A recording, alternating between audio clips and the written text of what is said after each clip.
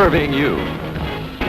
And now, the star of Paint Your White Walls, your host, Lee Marvin. Man has always strived for immortality.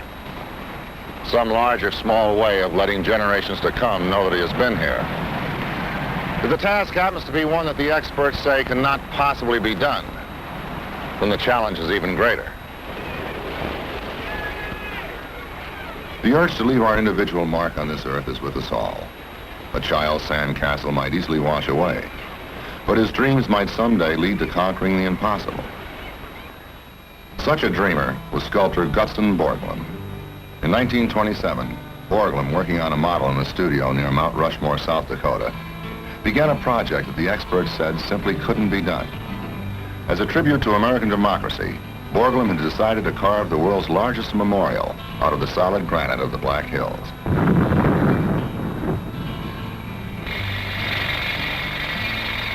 His son, Lincoln Borglum, supervised much of the carving and remembers the tremendous difficulties his father faced.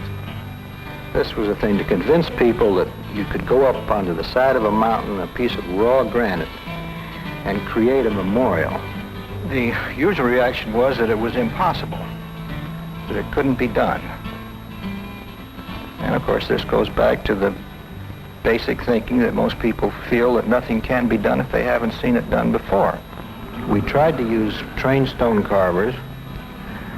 When you took them out of the environment of a stone quarry and hung them on the side of a mountain on the end of a cable, and they look down between their legs and they see 300 feet straight down to the ground, their perspective all changed and their work suffered entirely from it. I mean, they were not happy. All they were interested in was getting back up that cable to the top of the mountain. I think you constantly lived with danger, but it was a calculated risk so that you weren't really worried about it. You knew that if you stepped back off the scaffolding, you'd fall a couple hundred feet, so you didn't step back off the scaffolding. Work often stopped because of the lack of money. Gutzon Borglum had to make frequent trips to Washington to plead for additional funds. With good weather and sunlight only available a few months of each year, Lincoln Borglum and his co-workers struggled against the odds and the granite of the Black Hills. There was no textbook on mountain carving, and Gutzon Borglum, the artist, also had to become an engineer, a geologist, and a miner. But the artist always prevailed. Abraham Lincoln's eyes are lifelike because Borglum recessed the pupil to remain in the shadow, except for shafts of granite that reflect the light. Since the granite here erodes less than 1 inch every 100,000 years, Borglum was confident that his memorial would last for eternity.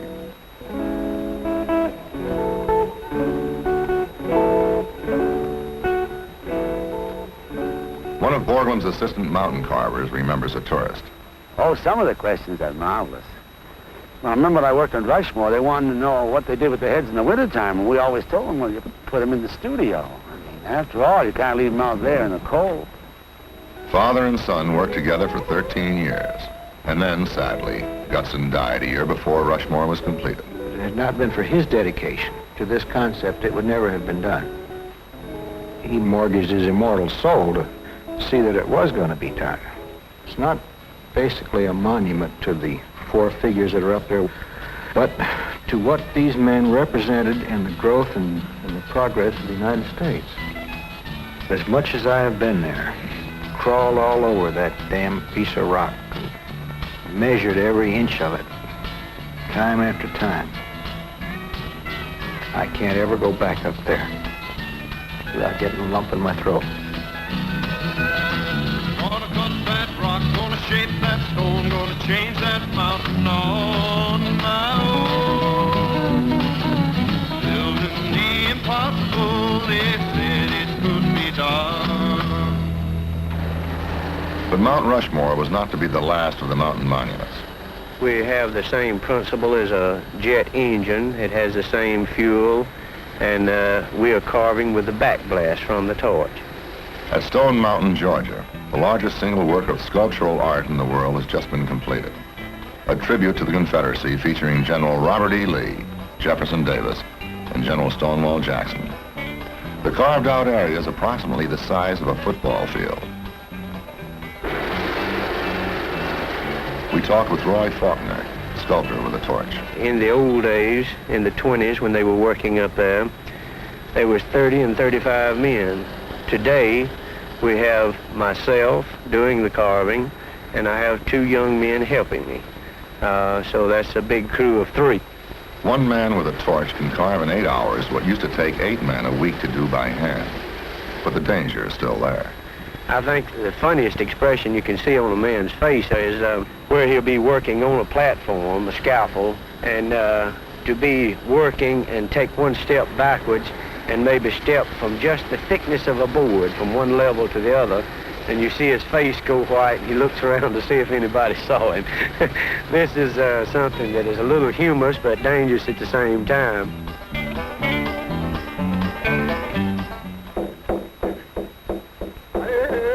Then there was Korjak Julkovsky, just a few miles from Mount Rushmore, also in the Black Hills of South Dakota. He and his 5 sons are carving the figure of Chief Crazy Horse as a tribute to the American Indians. Julkovsky, now 61, has been planning and working on the project for over 30 years, ever since an Indian, Henry Standing Bear, asked him to carve a memorial for his people. I had $174 to start this project. So I bought a cow and dug a well, lived in a tent down there, about 7 months. People are kind of skeptical about it. To show the people his concept, Julkovsky carved a huge detail model of Chief Crazy Horse. But when the monument is carved in the mountain, its size will be staggering. The Indian's head alone will be as large as the 4 heads of Mount Rushmore combined, and 4,000 people could stand in the area under the arm. Julkovsky works without the benefit of government funds, preferring to keep his work independent. Mr. Stuart Udall, I liked him very much. He was the Secretary of the Interior. He came here about 6 years ago. He said, Mr. Julkovsky, how long will it take you to finish this project? And I said, I don't know, $5 or $10 million. He said, that's what I've heard. Well, he said, I'll tell you what you do. You come to Washington, we sit down, and we'll draw up an ironclad contract. And between the government, and yourself, and Secretary of the Interior, and the Crazy Horse Commission. I said, an ironclad contract? I said, Mr. Secretary, tell me about those ironclad treaties you drew with the Indians. Well, you know, he didn't get angry with me. Thank heavens, because we are still good friends today. But you asked how much it's going to cost? It could have been done? Yes. The skeptics and the doubters continue to question Korjak. One day, years and years ago, I went down to watch the blast down at the studio. This fellow said to me, Mister, how do you know that Crazy Horse is in that mountain? Well, I looked at him, I didn't quite believe him, but he was serious. And I said, well, I'll tell you what I do. Every morning up there, I drill about 8, 10, 16-foot holes. And then I fill them full of dynamite. And just as I pull up the plunger, I say, Crazy Horse, are you there? And I push the plunger down, and he says,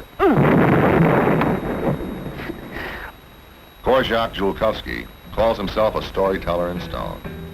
But this veteran of Omaha Beach is also a dreamer who hopes to build here someday an Indian cultural center and university and medical complex. There are experts who say it can't be done and skeptics who say it will never be done. But Korjak continues his dream, a tribute to the Indians of America and to man's endurance to build the impossible.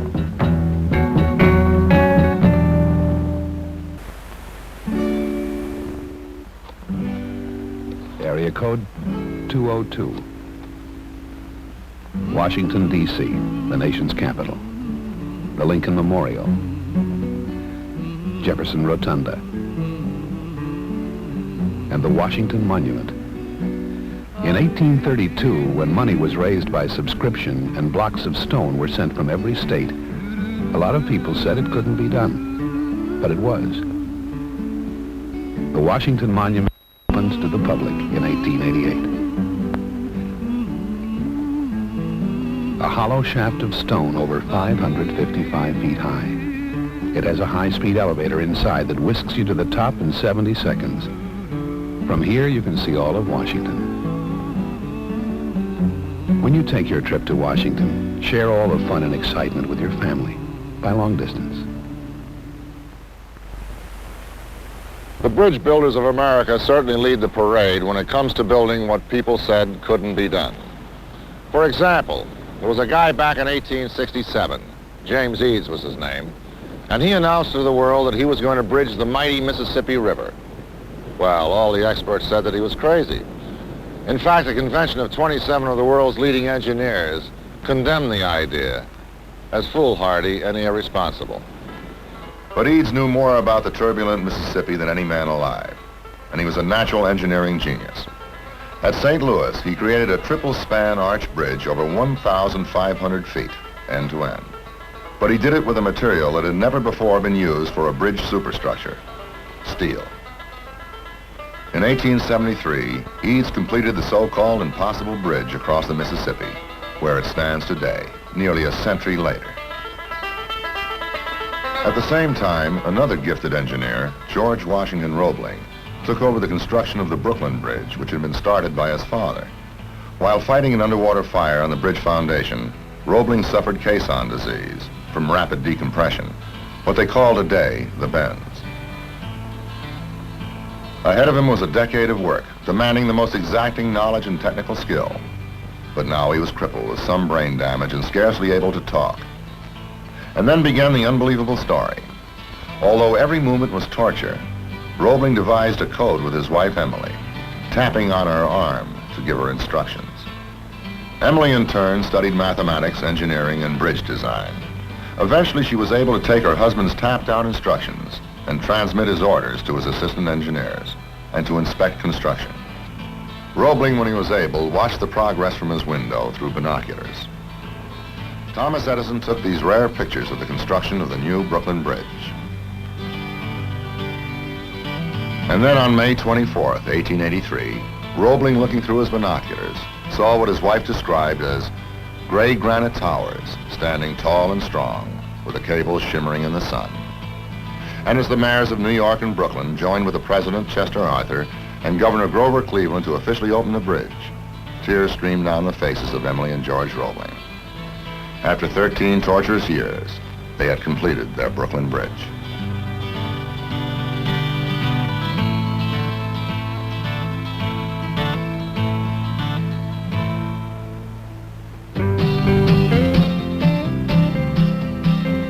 Since then, many famous and beautiful bridges have been created in America, such as the Verrazano Narrows in New York and the Royal Gorge Bridge in Colorado. And then there is what the bridge builders around the world call the bridge. By 1920, bridge designer Joseph Strauss had built 399 bridges throughout the world, and he dreamed that his 400th bridge would do the impossible, bridge the world-famous harbor of San Francisco. For 10 years, Strauss had opposition from all sides. Vested interests brought court injunctions claiming tolls would be excessive. Eminent geologists said that an earthquake would completely demolish any bridge across the Golden Gate. Some of the world's leading engineers claimed it would be totally impossible to work under the ferocious winds and tides of the channel. Many people protested that any bridge would ruin the natural beauty of the harbor. But in 1933, the voters of 5 Bay Area counties passed a $35 million bond issue, and Strauss started to build the bridge that couldn't possibly be built.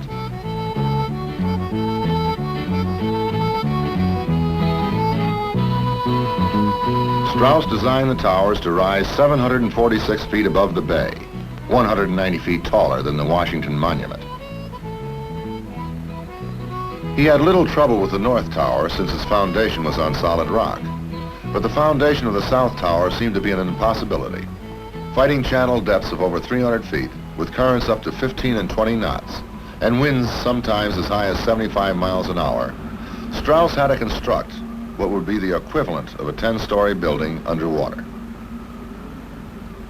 The access trestles to the foundation site were wrecked twice, first by a fog-bound ship, and then by a storm, and critics of the bridge screamed for a halt to the construction. For over a year, the bridge builders waged their historic fight. In conditions equivalent to the open sea, they blasted bombs on the channel floor and poured concrete into those 10-story underwater foundations. As the pier finally broke through the surface of the channel, it was hailed around the world as one of the engineering marvels of all time. However, the bridge builders' battle against the Golden Gate had only begun. During earthquakes, the towers swayed violently, and the men working at the top actually got seasick.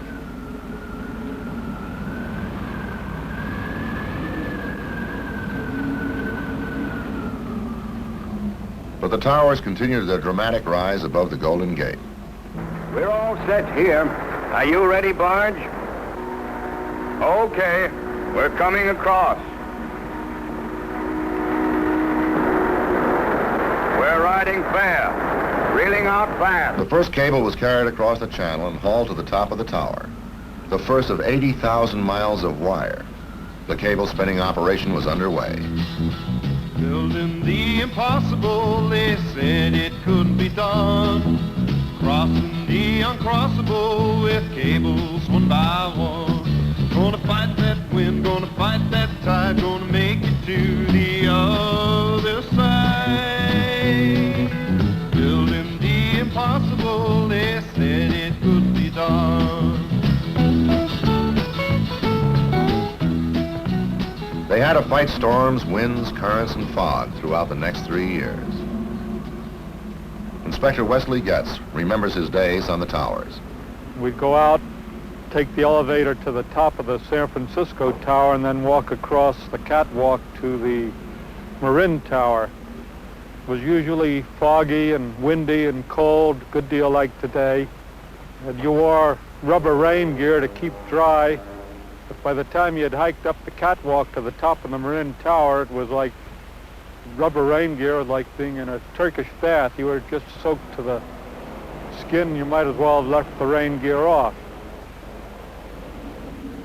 One day, trouble developed on one of the cables. 2 bridge builders volunteered to climb out and fix the broken work carriage. One of the men, Clyde Hepworth, recalls his tightrope act high above the Golden Gate. Hope Anderson and I, we got a tube of 6 and set it on 2 of the cables and slid out to clear up the cable. And they were going to bring us back, but they got us scared when we got out there. And we had to walk those cables. We walked from one cage to the other. That made Muggs and I the first 2 that ever crossed the Golden Gate. As the bridge builders continued to fight the elements and fate itself, Bay Area residents watched in amazement as the bridge builders built the road in the sky. Slowly, the great steel arms inched closer together with man's first attempt to bridge a major harbor with the longest single span in history. The huge safety nets under the workmen had already caught and saved 19 lives when tragedy finally struck. One day, a wooden platform collapsed and crashed through the safety nets. There were 2 men directly under me, maybe 200 feet from the tower. It rolled those 2 men up like in a cocoon. It hung there for possibly a minute and then broke loose, and that's the last we saw of those 2 fellows. Those were 2 of 10 bridge builders who fell to their death on that tragic afternoon.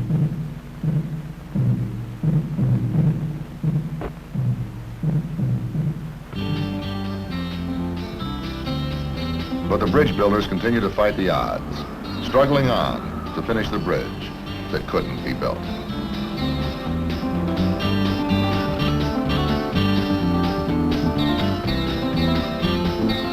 Strauss decided to give the bridge a distinctive color. International orange, he called it. And over 60,000 gallons were needed. But as bridgeman Walter Cathy recalls, not all of the paint went on the bridge. We had a man, he had quite a little time on his hands. And he'd set snares and catch seagulls. He'd paint the tops of their heads red, and then he'd turn them loose. And one day we looked in the paper, and there was quite an article in there about the new species of seagulls with the red heads, and I guess he'd painted half the seagulls in San Francisco. And then in May of 1937, 4.5 years after the start of construction, Strauss completed his 400th bridge. The bridge builders had created a poem in steel.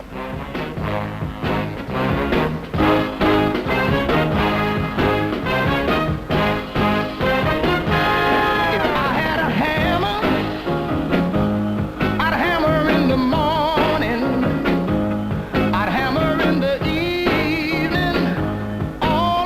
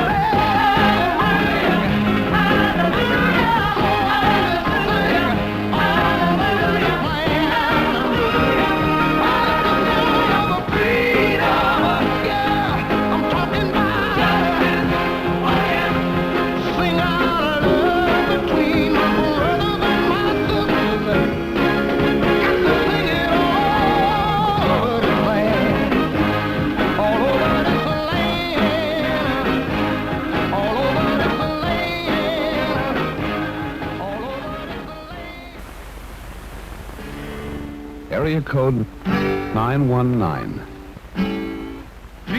Kitty Hawk, North Carolina. Summer resort, deep sea fishing area, waterfowl haven, and the Wright Brothers Museum. Before 1903, everybody said it couldn't be done. Man wasn't meant to fly.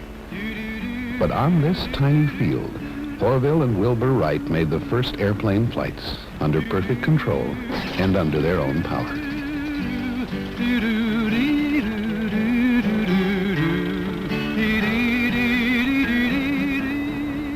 The longest flight... Railroad linking California and the East Coast, and the Panama Canal joining ocean to ocean were all considered impossibilities by many leading experts of their time. He was rising, the engine was getting low. I scarcely think that we'll get a drink till we get to Buffalo. Get to Buffalo. Between 1817 and 1825, Irish immigrants, attracted by the wage of 80 cents a day, used pick and shovel to create what was the longest man-made waterway in history, the Erie Canal. They carved out a canal 363 miles long over a trackless, mosquito-infested wilderness, working with primitive equipment and untested engineering ideas. But the builders of the Erie Canal created the impossible and joined the Great Lakes with the Atlantic Ocean, revolutionizing commerce and trade throughout the northeastern United States. There was a time in this fair land the railroad did not run, and the wild, majestic mountain against the sun. Long before the white man and long before the wheel, then the green, dark forest was too silent to be real. Out in California, citizens were laughing at a man they nicknamed Crazy Judah. Judah had the insane idea of building a railroad through the gigantic Sierra Nevada. In 1865, thousands of Chinese laborers working with the Central Pacific began construction of Theodore Judah's railroad over some of the most treacherous mountains in the world. With no heavy machinery or dynamite available at the time, every foot was gained by pick and shovel. Blasting was done first with black powder and later with nitroglycerin, and the danger of landslides was chronic. Nevertheless, in 1869, the workers of the Central Pacific and the Union Pacific met at Promontory, Utah, and the United States was linked from ocean to ocean. Another attempt to link the oceans, this one across the Isthmus of Panama, had been started in the 1880s by the French engineer Ferdinand de Lesseps, the builder of the Suez Canal. But after 50,000 of his canal workers had died from the combined effects of malaria, yellow fever, and the extreme heat, de Lesseps abandoned the project. But in 1903, the Americans attacked the impossible, man's centuries-old dream of joining the Atlantic and the Pacific, and thus eliminating the 10,000-mile voyage around the southern tip of South America. General Glenn Edgerton was there. When I arrived in the Canal Zone in 1908, malaria was rampant, and every employee was supposed to take 3 grains of quinine a day as a preventive. If he got sick, why, of course, they gave him much more. Of course, the principal source of the common labor was the West India Islands, the British and the French. The British workers were very orderly, but the French workers were a little firmer, a little fiercer. They would attack the foreman occasionally. Statistics were overwhelming. Over 55,000 men struggling in the 100-degree heat, while medical officers attacked the problems of malaria and yellow fever, and engineers tried to solve the infinite problems of construction. It would eventually take 60 million tons of dynamite to remove 270 million cubic yards of earth and rock, sometimes at the cost of $10 million a mile. The American medical team miraculously solved the problems of disease, and the engineers and the workers created the unbelievable locks. The locks, 1,000 feet long and 110 feet wide, are the largest in the world. The impossible Panama Canal became a fact. Former Canal Zone Governor and Congressman Maurice Thatcher, age 99, recalls. Someone has well said that the construction of the Panama Canal constituted evidence of the greatest liberty that man would ever taken with nature. Back in 1903, they said it couldn't be done. Joining two great oceans was a battle that couldn't be won. But they tempted fate and they fought disease, and in 11 years they joined the seas. Building the impossible, they said it couldn't be done.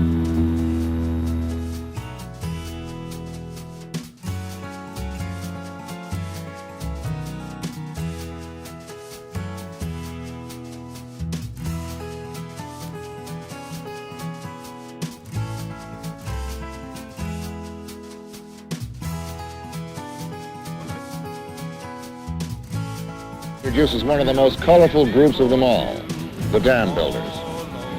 Americans have become the biggest builders of dams in the history of man. Since 1902, the Bureau of Reclamation has constructed over 195 dams without a single failure. But the life of the dam builder is the most hazardous in modern construction, accounting for more deaths than any other construction work. High scaler Joe Kine worked on the most famous and controversial of them all, Hoover Dam. One time while working here, down here on the ropes, one of my very close buddies who was working directly with me, his knot slipped a little, and of course when your knot slips and there's 400 or 500 feet below you to fall, it gives you a rather a thrill. And he grabbed the hold of his rope and held it up there, and he put his hands up right quick and says, "Hold on there, buddy, hold on." He was talking to his knot. Located on the border of Arizona and Nevada, Hoover Dam was born in controversy.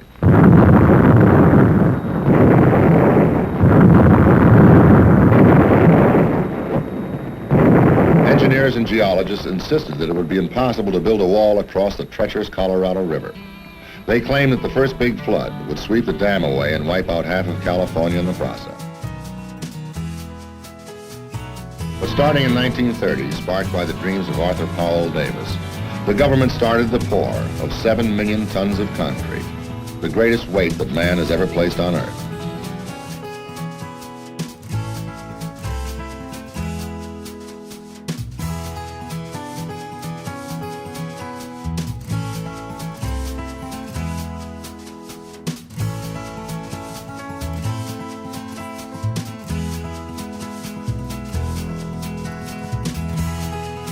So that the concrete mass would knit together in one piece, the pouring went on 24 hours a day, 365 days a year, continuously for 2 years.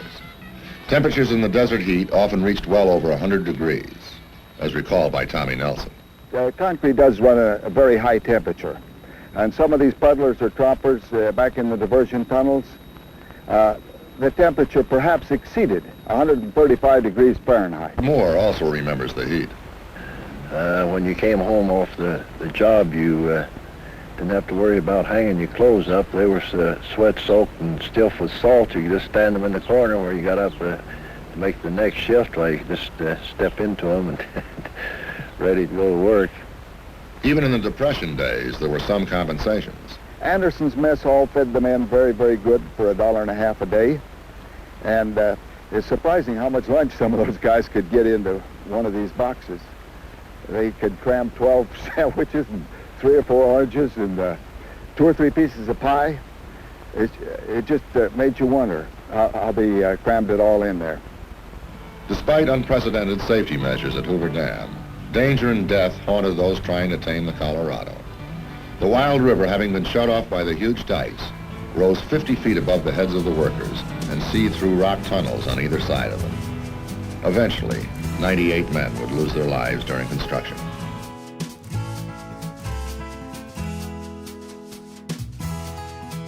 But after 6 long years, Hoover Dam was completed. It had introduced an unprecedented scope, style, and technique to dam building. It had created Lake Mead, the largest man-made lake in the world, a scenic wonder. And it was to irrigate the barren Southwest and to light the homes of millions in Southern California. Joe Kine recalls the final working days. It was hard work, real hard work, and one man got laid off. That evening, as we was going home and as we was on our way home up by the hairpin curve where we turned around, the man looked back at this dam and looked at the great achievement of man's ability there as he's building, and he just stopped and he looked at it and he said, "I hope it leaks," he said.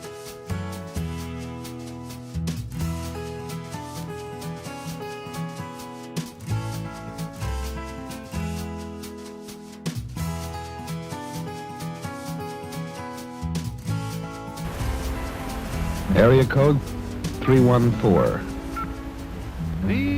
St. Louis, Missouri, on the banks of the Mississippi. It's here, on the way north from New Orleans, that the blues stayed for good. Sports and breweries, cereals and chemicals, and the arch, the Gateway Arch.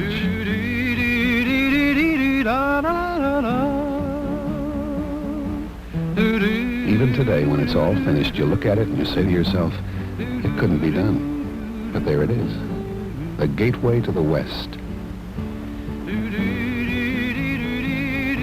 630 feet of stainless steel, just standing there. And you can even ride up one side and down the other. That's a trip you really ought to take. But please, phone ahead for your rooms before you head for the arch.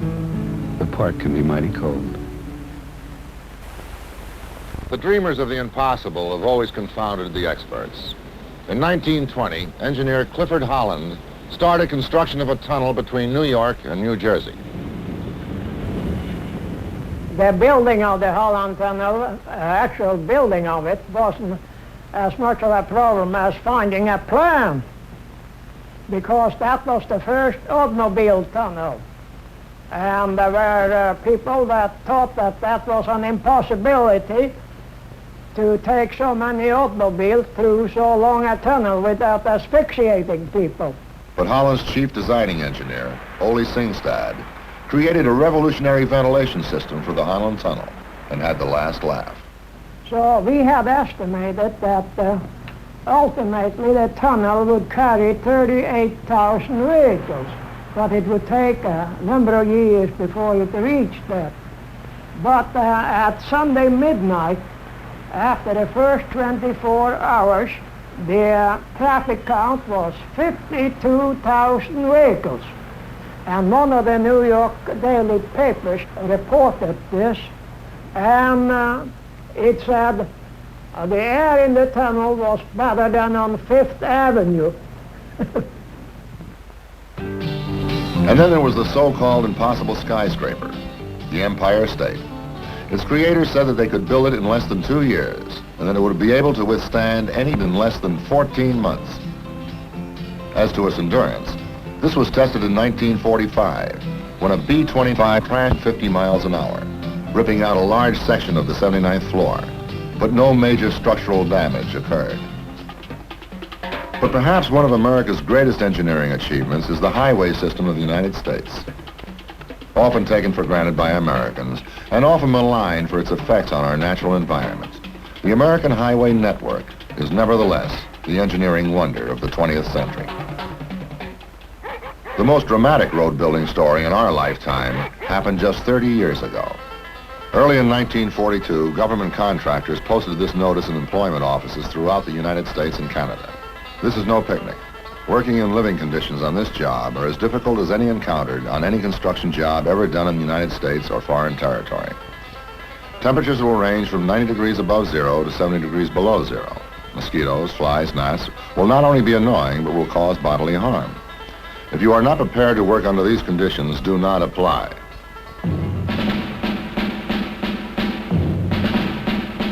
With the start of World War II, there was an immediate strategic necessity to build an Alaskan highway and oil pipeline to the Arctic Circle.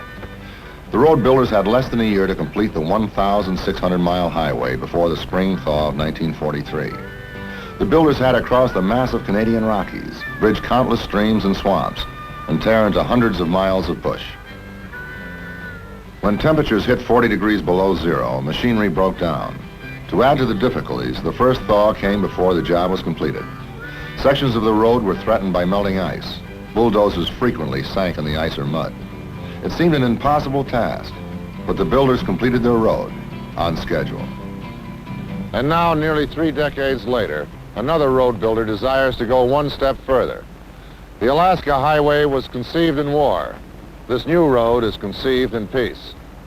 Dr. T.Y. Lin of the University of California recently made world headlines when he proposed a highway to connect the United States with Russia. It would be a highway bridge across the Bering Sea, 50 miles long. The purpose is to demonstrate to the world that it is quite possible to link the continents together, link the continent and the peoples together.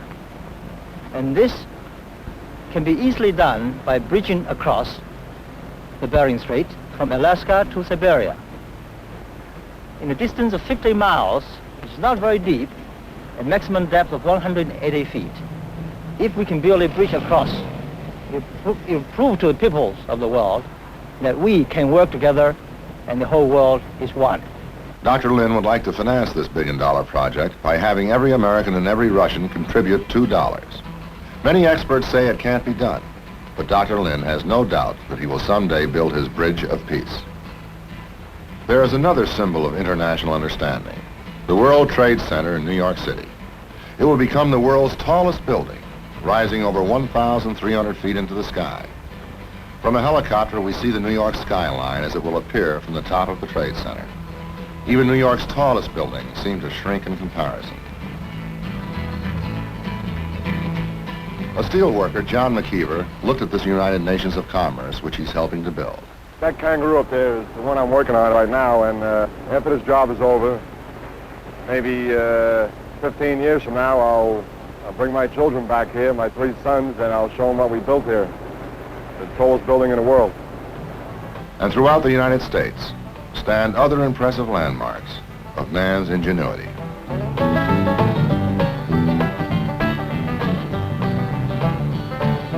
I've been doing some hard traveling, I thought you know. I've been doing some hard traveling, way down the road. I've been doing some hard traveling, hard rambling, hard gambling. I've been doing some hard traveling, Lord. I've been working in a hard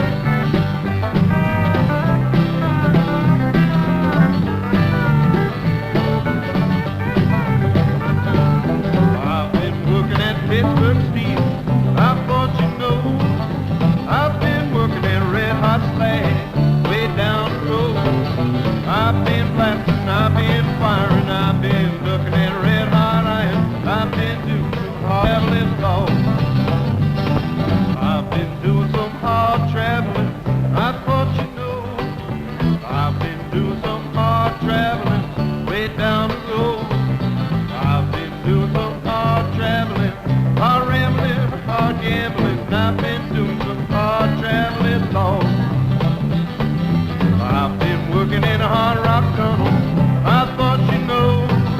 I've been leaning on a pressure drill, way down the road. A hammer flying, arrow sucking, 6 feet of mud, I sure been mucking. I've been doing some hard traveling, Lord.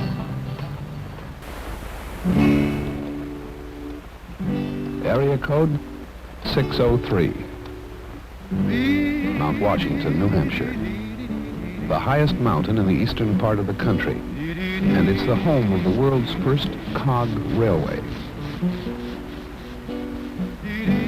Back in 1869, when the railway was first built, a lot of folks said it couldn't be done. But it was.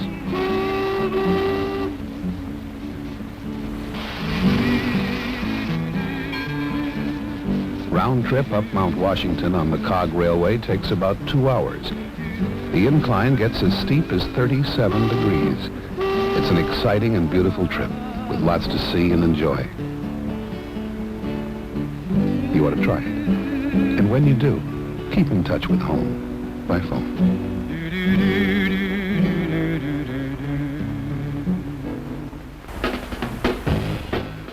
And what about the future? What seemingly impossible dreams do designers and engineers share for the decades ahead? Powerful laser beams, capable of drilling holes in diamonds and welding metals, are just one revolutionary tool for the future working man. Helicopters will be adapted for even more extensive use in construction.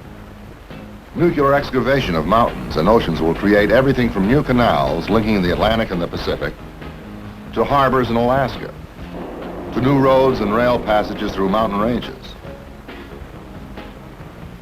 to new methods of recovery of natural resources. Many designers are testing the feasibility of living in caves with all the modern conveniences, while others are creating homes of new plastics which can float on water. The city of Baltimore is testing the feasibility of floating an entire community of 5,000.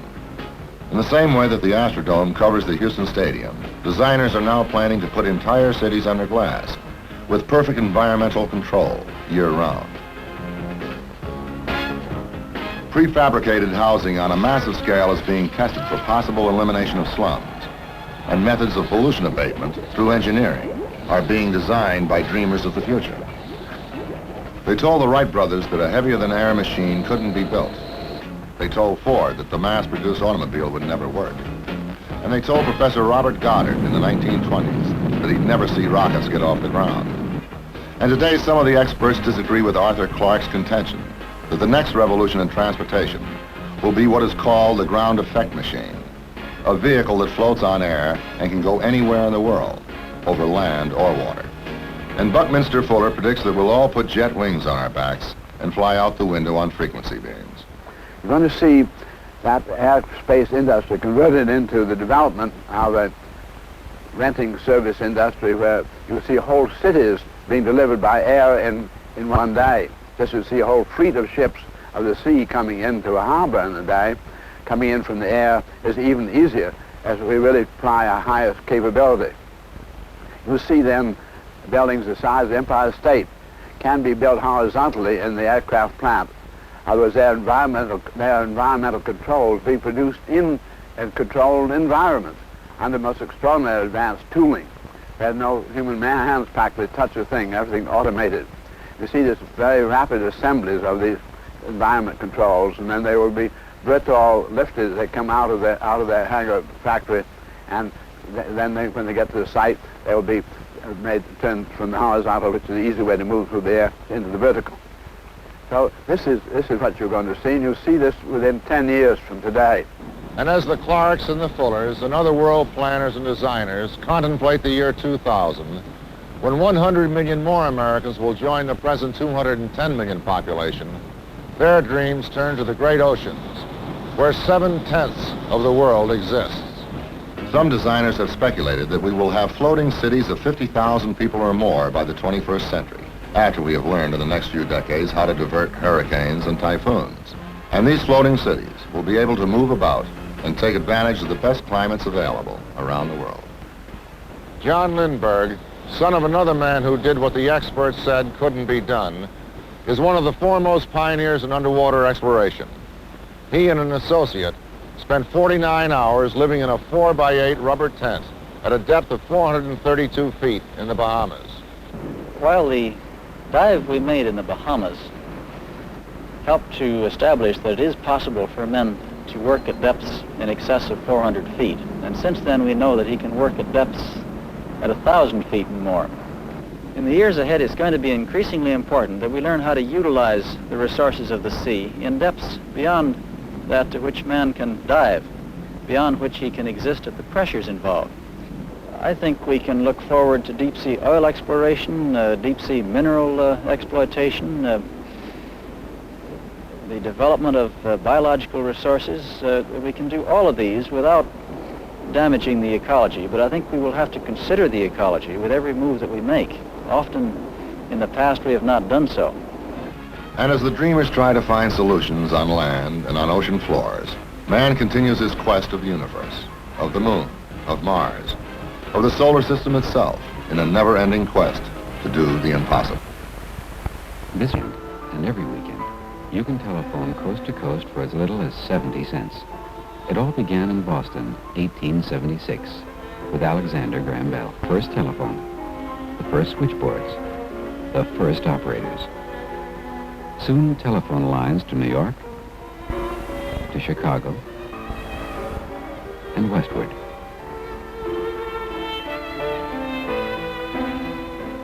And from San Francisco east. Lines from east and west meet in Utah.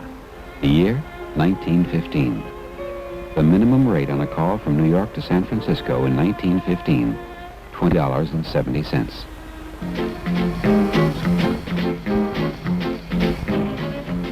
Years pass. Phone service expands, and long-distance rates drop dramatically. The minimum rate for a coast-to-coast call by 1920 was $8.25. 1927, $5.50. 1940, $3.